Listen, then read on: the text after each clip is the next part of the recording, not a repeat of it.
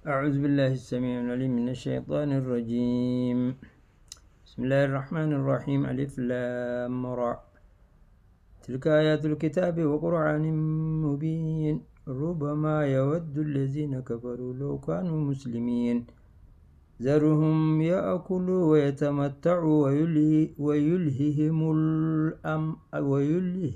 ويلههم العمل فسوف يعلمون. وما أهلكنا من قرية إلا ولها كتاب معلوم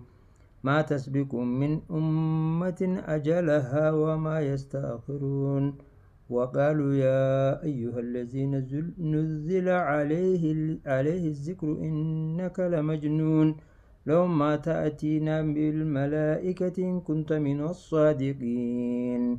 ما ينزل الملائكة إلا بالحق وما كانوا إذا منذرين. إنا نحن نزلنا الذكر وإنا له لحافظون. ولقد أرسلنا من قبلك في شيع الأولين وما يأتيهم من رسول إلا كانوا به يستهزئون. كذلك نسلكه في قلوب المجرمين لا يؤمنون به وقد خلت سنة الأولين. ولو فتحنا عليهم بابا من السماء فظلوا فيه يعرجون لقالوا إنما سكرت أبصارنا بل نحن قوم مسحورون. ولقد جعلنا في السماء بروجا وزيناها للناظرين وحفظناها من كل شيطان رجيم إلا من استرق السمع فأتبعه شهاب مبين. والأرض مددناها وألقينا فيها رواسي وأنبتنا فيها من كل شيء موزون وجعلنا لكم فيها معايش ومن لستم له برازقين. وإن من شيء إلا عندنا خزائنه وما ينزله إلا بقدر معلوم. وأرسلنا الرياح لواقح فأنزلنا من السماء ماء فأسقيناكموه وما أنتم له بخازنين. وإنا لنحن نحيي ونميت ونحن الوارثون. ولقد علمنا المستقدمين منكم ولقد علمنا المستأخرين. وإن ربك هو يحشرهم إنه حكيم عليم. ولقد خلقنا الإنسان من سلسال من حمأ مسنون والجان خلقناه من قبل من نار السموم. وإذا قال ربك للملائكة إني خالق بشرا من سلسال من حمأ مسنون فإذا سويته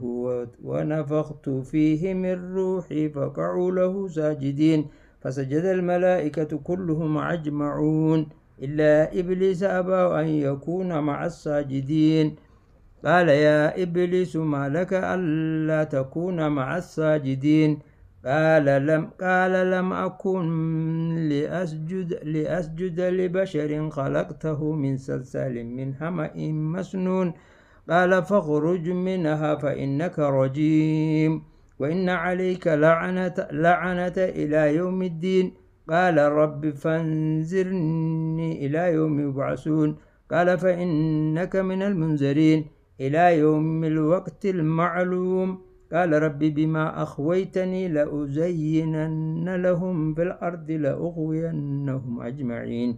إلا عبادك منهم المخلصين. قال هذا صراط علي مستقيم. إن عبادي ليس لك عليهم سلطان إلا من اتبعك من الغاوين. وإن جهنم لموعدهم أجمعين فلها 7 أبواب لكل باب منهم جزء مقسوم.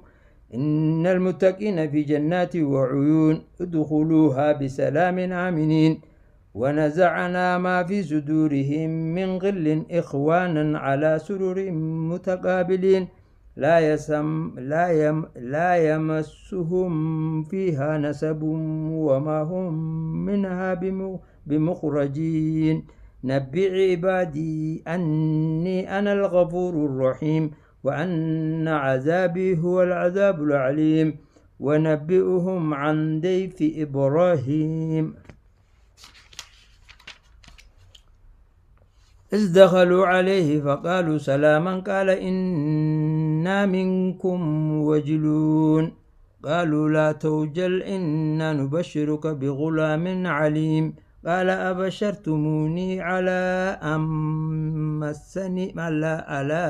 مسني الكبر فبما تبشرون قالوا بشرناك بالحق فلا تكن من القانطين قال ومن يقنط من رحمة ربه إلا الضالون قال فما خطبكم أيها المرسلون قالوا إنا أرسلنا إلى قوم مجرمين إلا آل لوط إنا لمنجوهم أجمعين إلا امرأته قدرنا إنها لمن الغابرين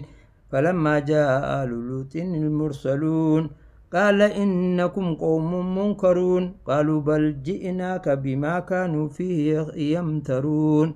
وآتيناك بالحق وإنا لصادقون فأسر بأهلك بقطع من الليل واتبع أدبارهم ولا يلتفت منكم أحد وامضوا حيث تؤمرون وفضلنا إليه ذلك الأمر أن دابر هؤلاء مقطوع مصبحين وجاء أهل المدينة يستبشرون قال إن هؤلاء ضيفي فلا تفضحون واتقوا الله ولا تخزون قالوا أولم ننهك عن العالمين قال هؤلاء بناتي إن كنتم فاعلين لعمرك إنهم لفي سكرتهم يعمهون فأخذتهم الصيحة مشرقين فجعلنا عاليها سافلها وأمطرنا عليهم حجارة من سجيل إن في ذلك لآية للمتسومين وإنها لبسبيل مقيم إن في ذلك لآية للمؤمنين وإن كان أصحاب الأيكة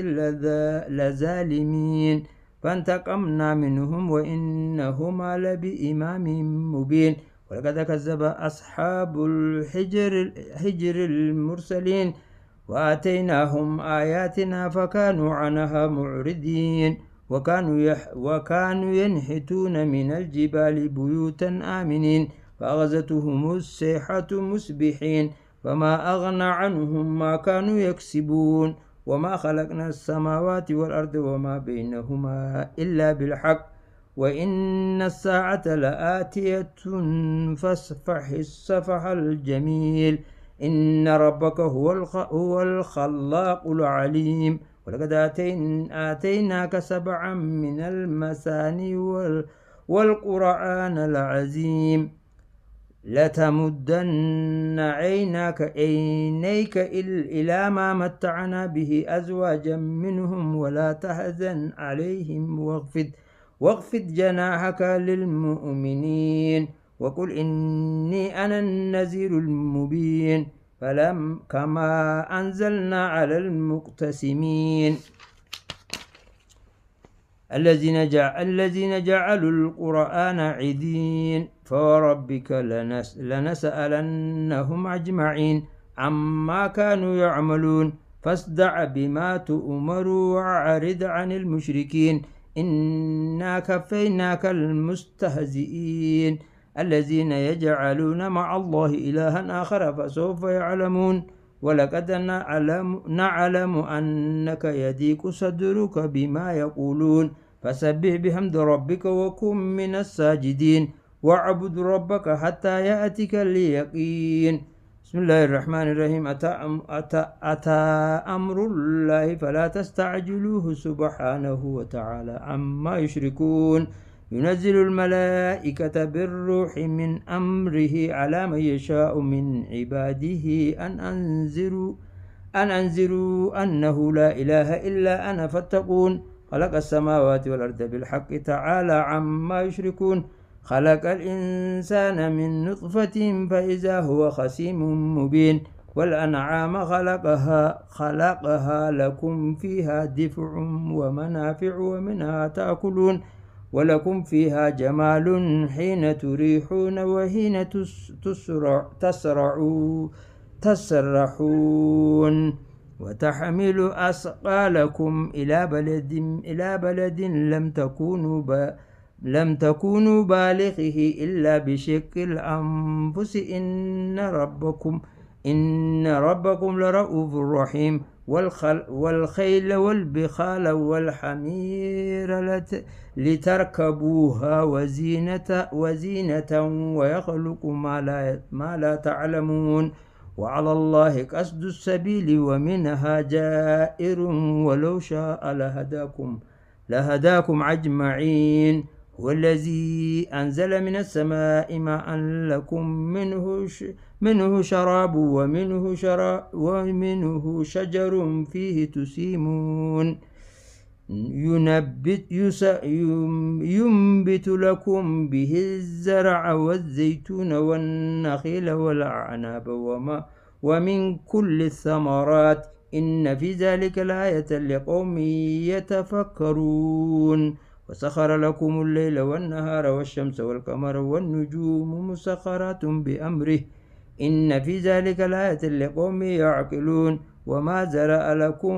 في الأرض مختلفا ألوانه إن في ذلك لآية لقوم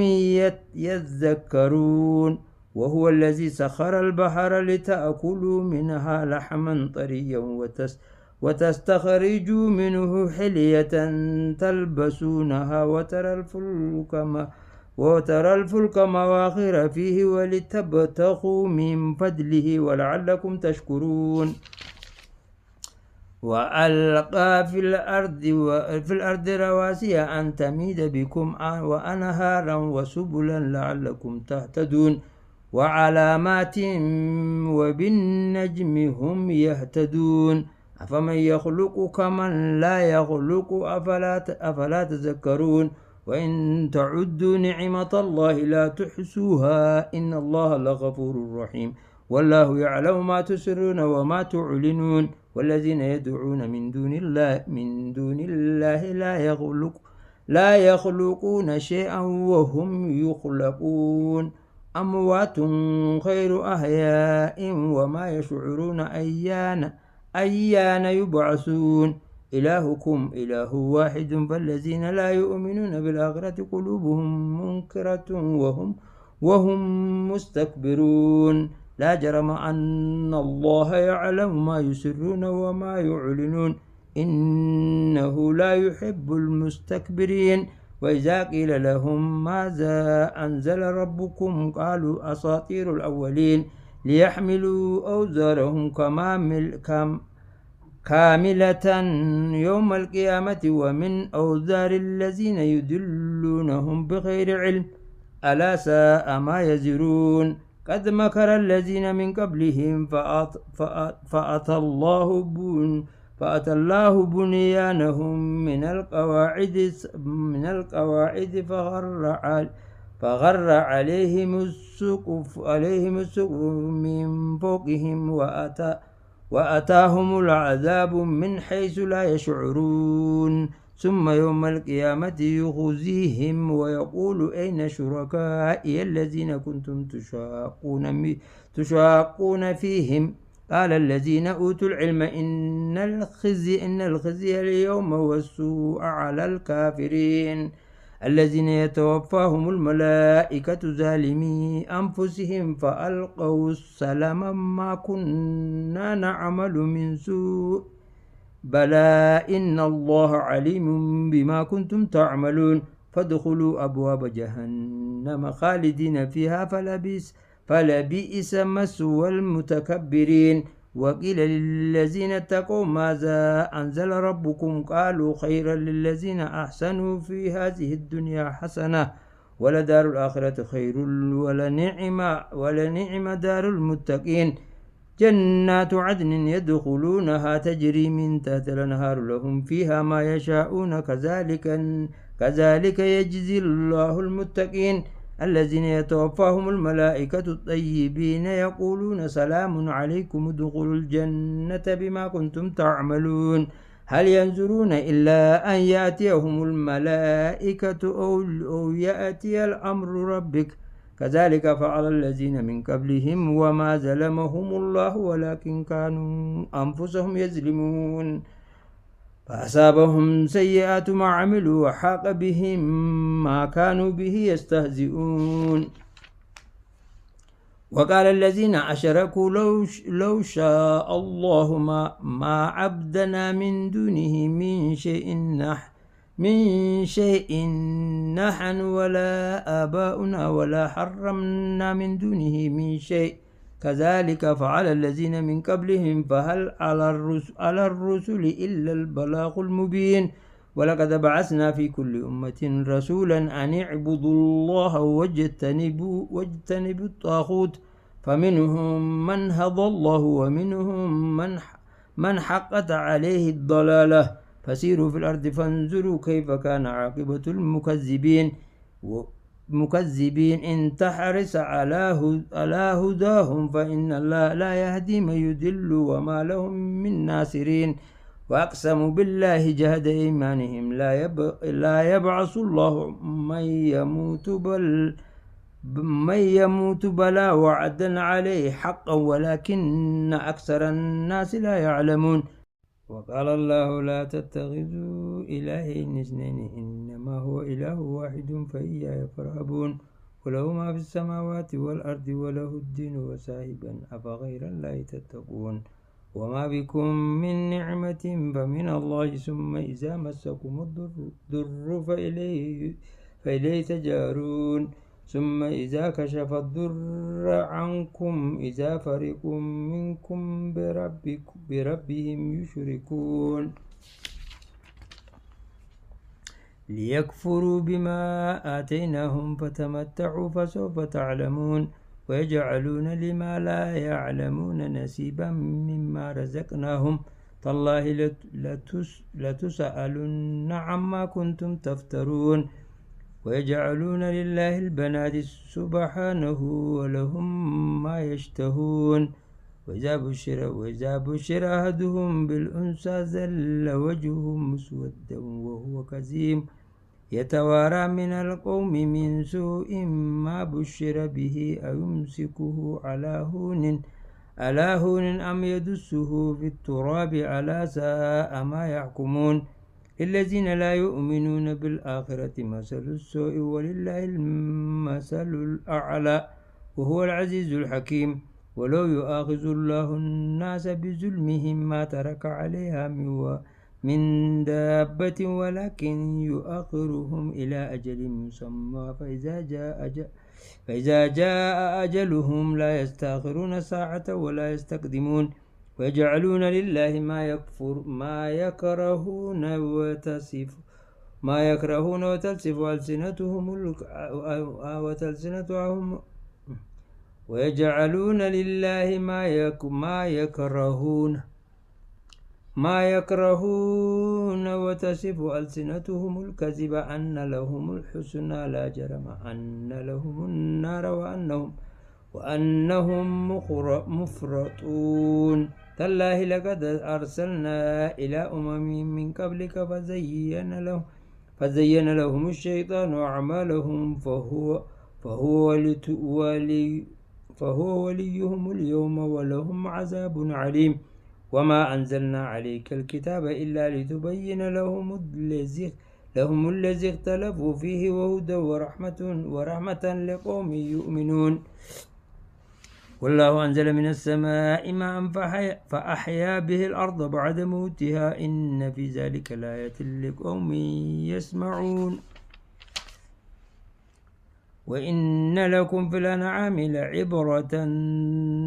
نسقيكم مما في بطونه من بين فرس ودم لبنا خالصا سائغا للشاربين ومن ثمرات النخيل والعنب تتخذون منه سكرا ورزقا حسنا إن في ذلك لآية لقوم يعقلون وأوحى ربك إلى النحل إن اتخذي من الجبال بيوتا ومن الشجر ومما يعرشون ثم كلي من كل الثمرات فاسلكي سبل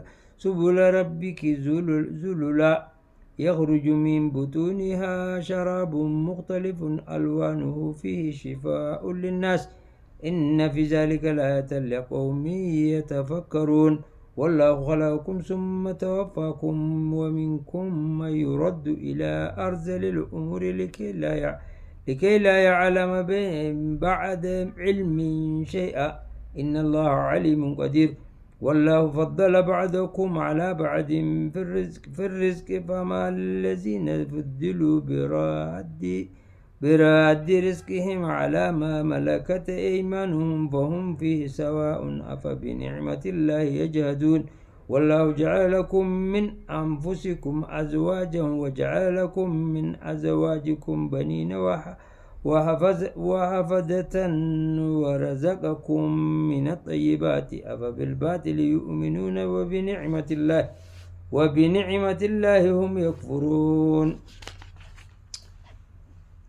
ويعبدون من دون الله ما لا يملك لهم رزقا من السماوات والأرض شيئا ولا يستطيعون فلا تضربوا لله الأمثال إن الله يعلم وأنتم لا تعلمون ضرب الله مثلا عبدا مملوكا لا يقدر على شيء ومن رزقناه منا رزقا حسنا فهو ينفق منه سرا وجهرا هل يستوون الحمد لله بل أكثرهم لا يعلمون وضرب الله مثلا الرجلين أحدهما أبكم لا يقدر على شيء وهو كل على مولاه أينما يوجهه لا يأتي بغير هل يستوي هو ومن يأمر بالعدل وهو على صراط مستقيم ولله غيب السماوات والأرض وما أمر الساعة إلا كلمح البصر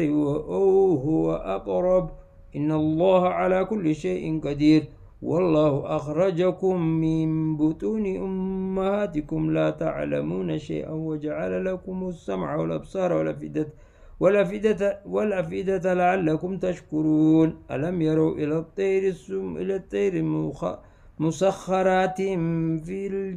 في جو السماء ما يمسكهن إلا الله إن في ذلك لآية لقوم يؤمنون والله يجعل لكم من بيوتكم سكنا وجعل لكم من جلود الأنعام بيوتا تستخفونها يوم زعنكم ويوم إقامتكم ومن أصوافها وأوبارها وأشعارها أساسا ومتاعا إلى حين والله جعل لكم مما خلق زلالا وجعل لكم من الجبال أكنانا وجعل لكم سرابيل تقيكم الحر وسرابيل تقيكم بأسكم كذلك يتم نعمته عليكم لعلكم تسلمون فإن تولوا فإنما عليك البلاغ المبين يعرفون نعمة الله ثم ينكرونها وأكثرهم الكافرون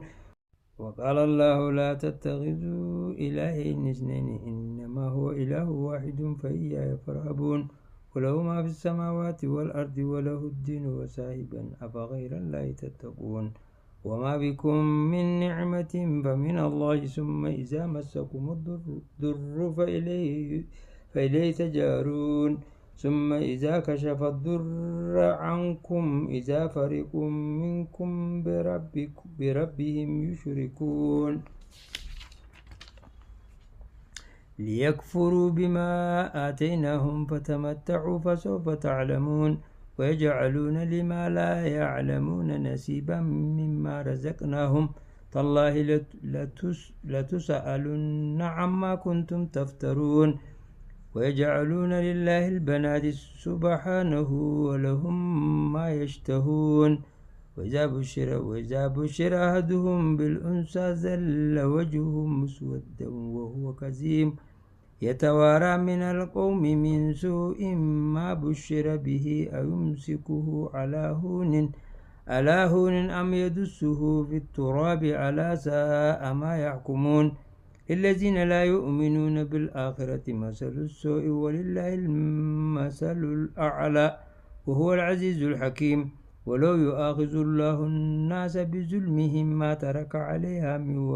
من دابة ولكن يؤخرهم إلى أجل مسمى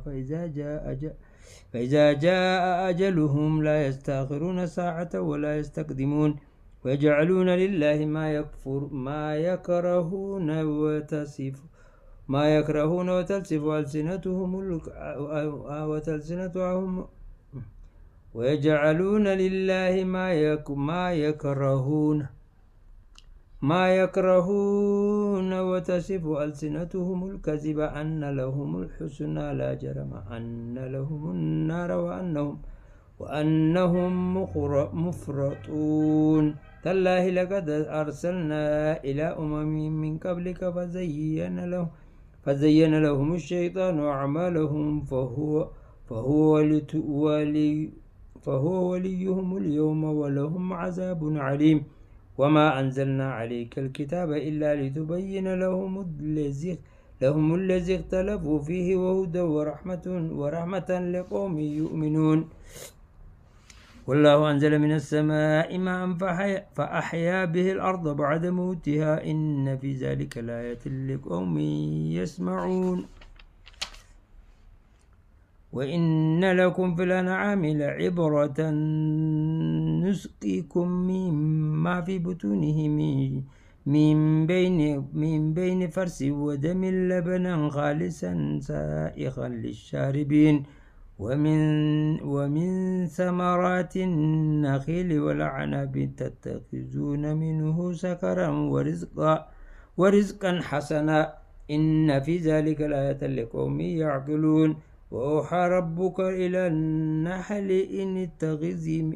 إن اتخذي من الجبال بيوتا ومن الشجر ومما يعرشون ثم كلي من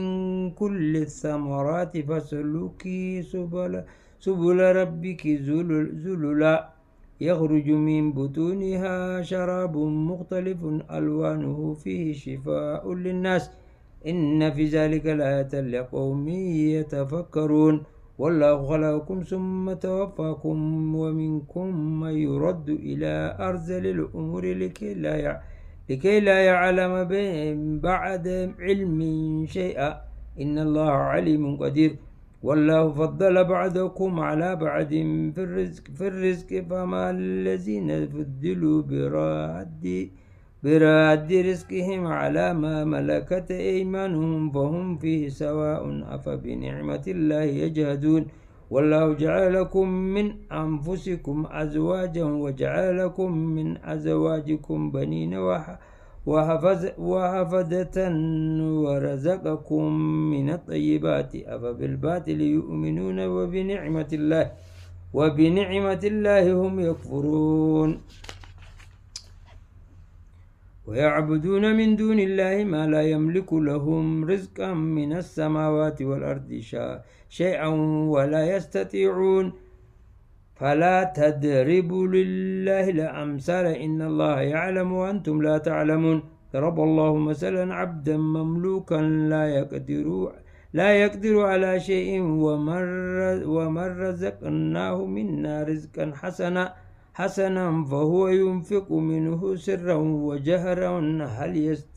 هل يستوون الحمد لله بل أكثرهم لا يعلمون وضرب الله مثلا الرجلين أحدهما أبكم لا يقدر على شيء وهو كل على مولاه إنما يوجهه لا يأتي بغير هل يستوي هو ومن يأمر بالعدل وهو على صراط مستقيم ولله غيب السماوات والأرض وما أمر الساعة إلا كلمح البصر أو هو أقرب إن الله على كل شيء قدير والله أخرجكم من بطون أمهاتكم لا تعلمون شيئا وجعل لكم السمع والأبصار والأفئدة لعلكم تشكرون ألم يروا إلى الطير مسخرات في جو السماء ما يمسكهن إلا الله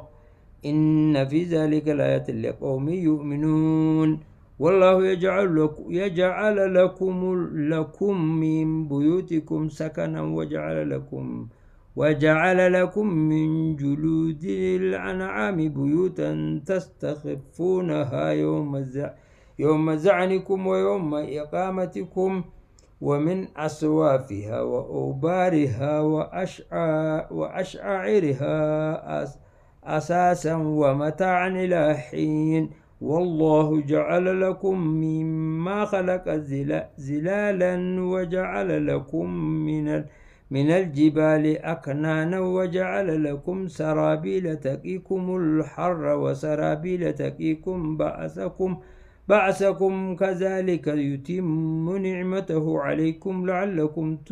تسلمون فإن تولوا فإنما عليك البلاغ المبين يعرفون نعمة الله ثم ينكرونها وأكثرهم الكافرون ويوم تبيض من كل أمة شهيدا ثم لا يؤذن للذين كفروا ولهم يستعتبون وإذا رأى الذين ظلموا العذاب فلا يخفف عنهم ولا هم ينذرون وإذا رأى الذين أشركوا شركاءهم قالوا ربنا هؤلاء شركاؤنا الذين كنا ندعو من دونك فألقوا إليهم القول إنكم لكاذبون وألقوا إلى الله يومئذ السلام وضل عنهم ما كانوا يفترون الذين كفروا وصدوا عن سبيل الله زدناهم عذابا فوق العذاب بما كانوا يفسدون ويوم يبعث في كل أمة شهيدا عليهم من أنفسهم وجئنا بك شهيدا على هؤلاء ونزلنا عليك الكتاب بيانا لكل شيء وهدى ورحمة وبشرى للمسلمين إن الله يأمر بالعدل والإحسان وإيتاء ذي القربى وينهى عن الفحشاء والمنكر والبغي يعظكم لعلكم تذكرون وأوفوا بعهد الله إذا عاهدتم ولا تنقصوا الأيمان بعد توكيدها وقد جعلتم الله عليكم كفيلا إن الله يعلم ما تفعلون ولا تكونوا كالذي نقضت غزلها من بعد قوة أنكاسا تتخذون أيمانكم دخلا بينكم أن تكون أمة هي أربى من أمة إنما يبلوكم الله به وليبينن لكم يوم القيامة ما كنتم فيه تختلفون ولو شاء الله لجعلكم أمة واحدة ولكن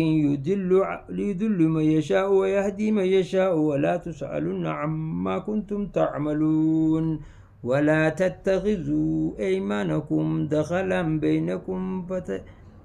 فتزل قدم بعد ثبوتها وتذوق السوء بما سددتم عن سبيل الله ولكم عذاب عظيم ولا تشتروا بعهد الله ثمنا قليلا إنما عند الله هو خير لكم إن كنتم تعلمون ما عندكم ينفد وما عند الله باق ولنجزين الذين صبروا أجرهم بأحسن ما كانوا يعملون من عمل صالحا من ذكر أو أنثى وهو مؤمن فلنهينه حياة طيبة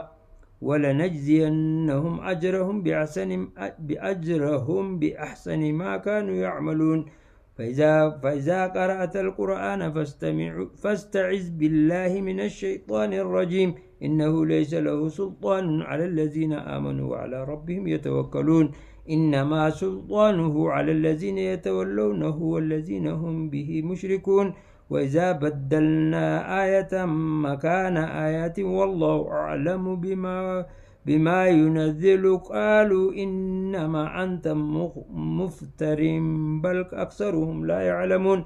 قل نزله روح القدس من ربك بالحق ليثبت الذين آمنوا وهدى وبشرى للمسلمين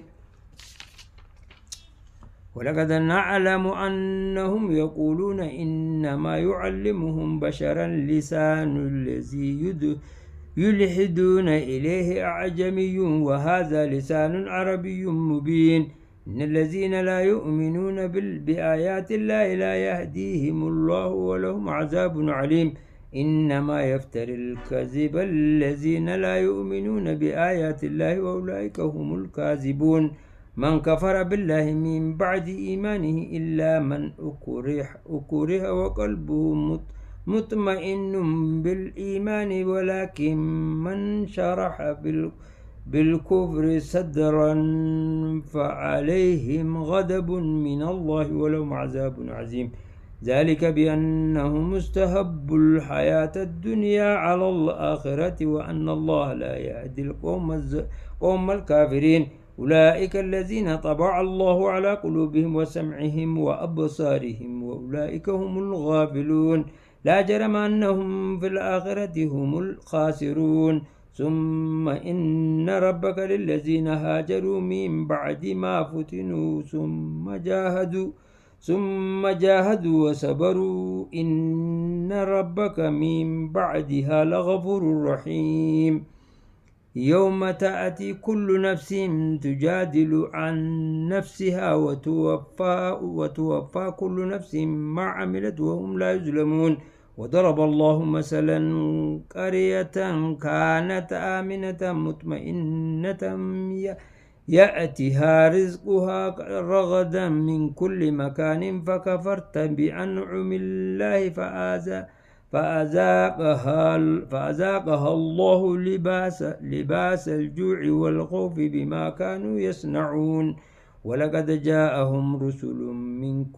منهم فكذبوه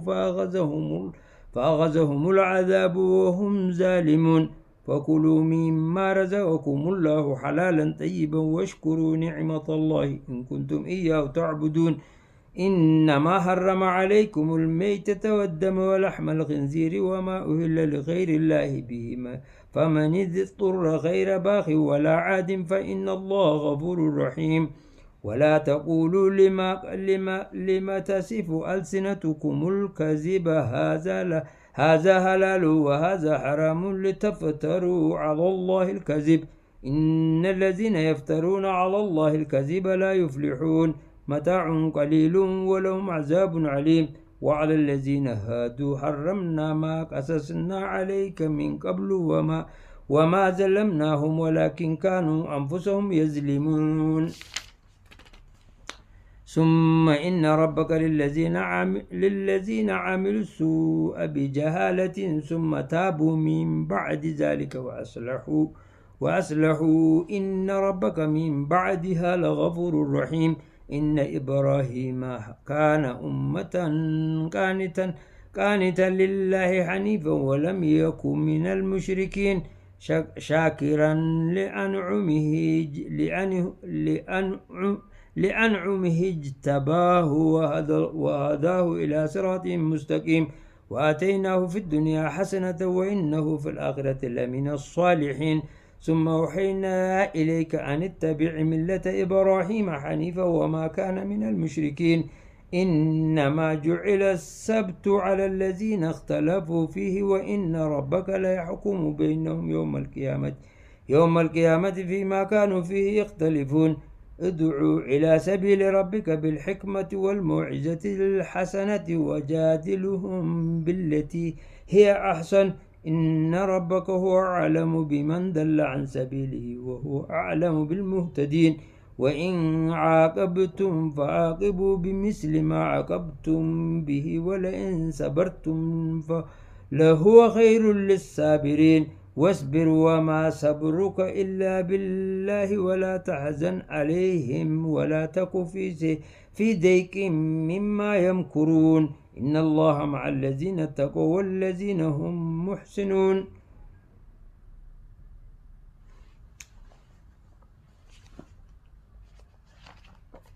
بسم الله الرحمن الرحيم. تبارك الذي بيده الملك وهو على كل شيء قدير الذي خلق الموت والحياة ليبلوكم أيكم أحسن عملا وهو العزيز الغفور الذي خلق 7 سماوات طباقا ما ترى في خلق الرحمن من تفاوت فارجع البصر هل ترى من فطور ثم ارجع البصر كرتين ينقلب إليك البصر خاسئا وهو حسير ولقد زينا السماء الدنيا بمسابيح وجعلناها رجوما للشياطين وأعتدنا لهم عذاب السعير وللذين كفروا بربهم عذاب جهنم وبئس المسير إذا ألقوا فيها سمعوا لها شهيقا وهي تفور تكاد تميز من الغيظ كلما ألقي فيها فوج سألهم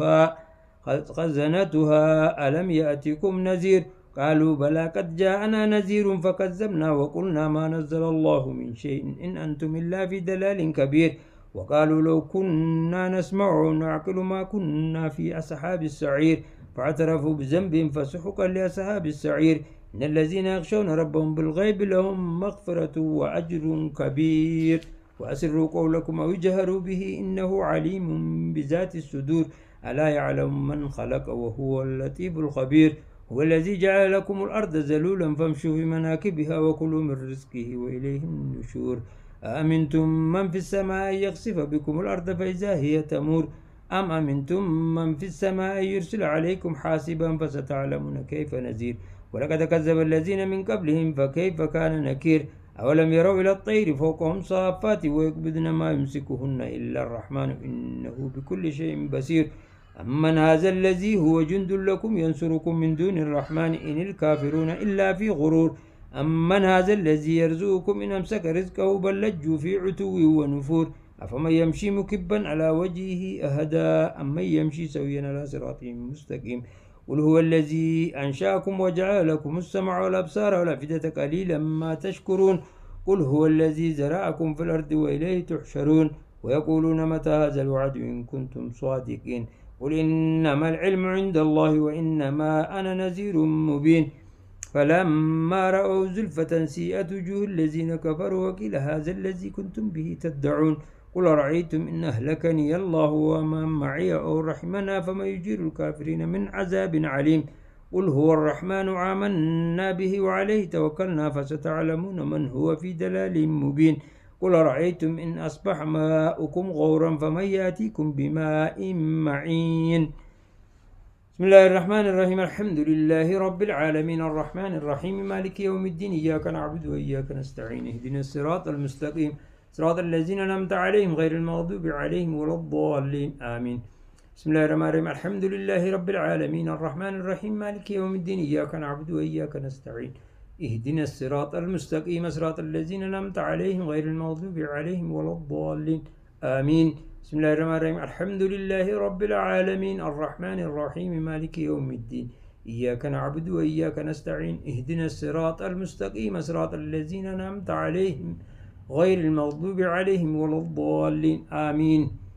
بسم الله الرحمن الرحيم قل هو الله أحد الله الصمد لم يلد ولم يولد ولم يكن له كفوا أحد. بسم الله الرحمن الرحيم قل هو الله أحد الله الصمد لم يلد ولم يولد ولم يكن له كفوا أحد. بسم الله الرحمن الرحيم قل هو الله أحد الله الصمد لم يلد ولم يولد ولم يكن له كفوا أحد. بسم الله الرحمن الرحيم قل هو الله أحد الله الصمد لم يلد ولم يولد ولم يكن له كفوا أحد. بسم الله الرحمن الرحيم قل هو الله أحد الله الصمد لم يلد ولم يولد ولم يكن له كفوا أحد. بسم الله الرحمن الرحيم قل هو الله أحد الله الصمد لم يلد ولم يولد ولم يكن له كفوا أحد. بسم الله الرحمن الرحيم قل هو الله أحد الله الصمد لم يلد ولم يولد ولم يكن له كفوا أحد بسم الله الرحمن الرحيم قل هو الله أحد الله الصمد لم يلد ولم يولد ولم يكن له كفوا أحد بسم الله الرحمن الرحيم قل هو الله أحد الله الصمد لم يلد ولم يولد ولم يكن له كفوا أحد بسم الله الرحمن الرحيم قل هو الله أحد الله الصمد لم يلد ولم يولد ولم يكن له كفوا أحد بسم الله الرحمن الرحيم قل هو الله أحد الله الصمد لم يلد ولم يولد ولم يكن له كفوا أحد صدق الله العظيم وبلغ نبيك الكريم ونحن على ذلك من الشاهدين